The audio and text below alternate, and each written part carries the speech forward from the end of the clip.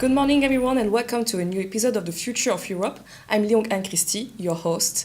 Let me introduce you our special guest, Maxime Olivier, a student at the University Catholic of Lille in the Master of International and European Law. He will talk about the Royal Antwerp Football Club case and its competition law and freedom of movement dimension. Thank you for having me. To begin with, we can start to introduce the case. With great pleasure, Christy. So in this case, the Grand Chamber of the Court of Justice of the European Union ruled that UEFA and Union Royale Belge des Sociétés de Football Association rules on homegrown players could be contrary to EU law. In this case, a professional football player holding both third country and Belgian nationality and Royal Antwerp, a professional football club based in Belgium, challenged before the Belgian Court of Arbitration for Sport the rules adopted by UEFA and URSPA requiring football clubs to include a minimum of homegrown players in their squad. The claim was dismissed in an arbitral award. Subsequently, the player and the club brought the case before the Court of First Instance in Brussels. The Belgian judge questioning whether the homegrown players' rules complied with the free movement of workers under Article 45 and competition rules under Article 101. Decided to stay proceedings and refer the matter to the Court of Justice for a preliminary ruling. So, in its judgment, the court first confirmed that the discussed rules fell within the scope of EU law, according to established case law and especially the famous Bosman case. Since sports constitute an economic activity, they are subject to EU law provision despite Article 6.e and Article 165 only granting the EU a supporting competence in sports.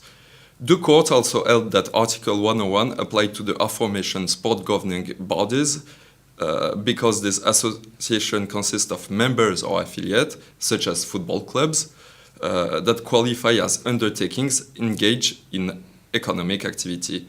Naturally, it will be for the referring court to assess whether the homegrown players' rules restrict competition by object or effect under Article 101.1.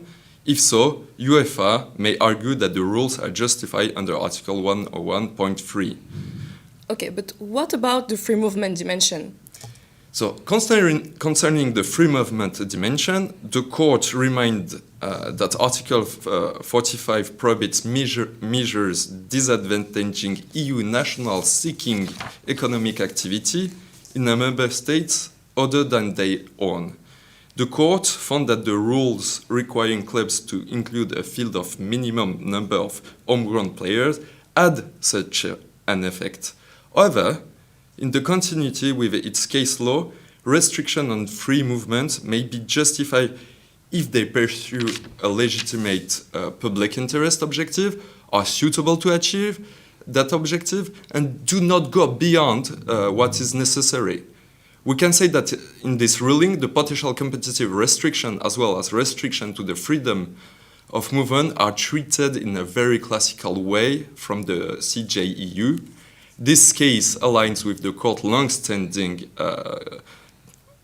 case law that internal market provisions apply to all economic activities, including sports, culture, and education, even where the EU has only supporting role. Wait a minute. Do you mean that EU law will from now on prohibit any quota on the composition of the team of any sport club? I think it's not correct to put it that way.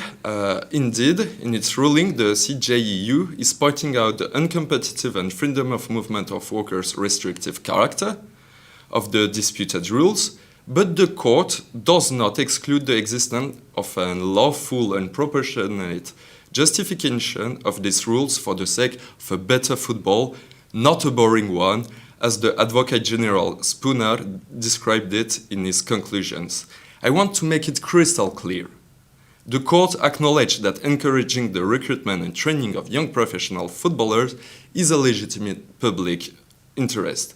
The referring court must still assess whether the rules meet the proportionality test.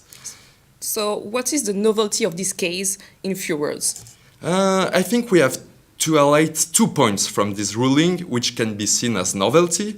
So firstly, the CJEU is pretty explicit on the scope of EU law related to organization of sports competition, and in this case, the court stated that relevant competition and freedom of movement rules that shape the internal market is applicable even on rules that govern the composition of sports team taking part into professional competition.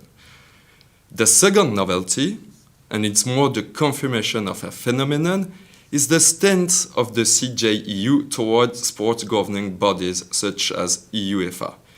It is absolutely clear that the CJEU, through this ruling, is stating that UEFA must comply totally with the rules of the internal market and give a solid and precise justification of any potential restriction that can occur when organizing sport competition. It can be seen as an invitation to sport governing bodies to collaborate more closely with the EU when realizing their activities. This is why on the 21st December 2023, the court released that what was seen by scholars as a hat trick with 3 important judgments on the interplay of sports and EU law. And that on the same day, which cannot be seen as a coincidence of calendar. Those judgments are expected to have a major impact on the regulatory landscape surrounding professional sports in the EU, and it's a move from the court to open a new era in its relationships with sport governing bodies such as UEFA. Okay, thank you for giving us valuable insight on this topic, and thank you to everyone for watching into this new episode of The Future of Europe. Thank you.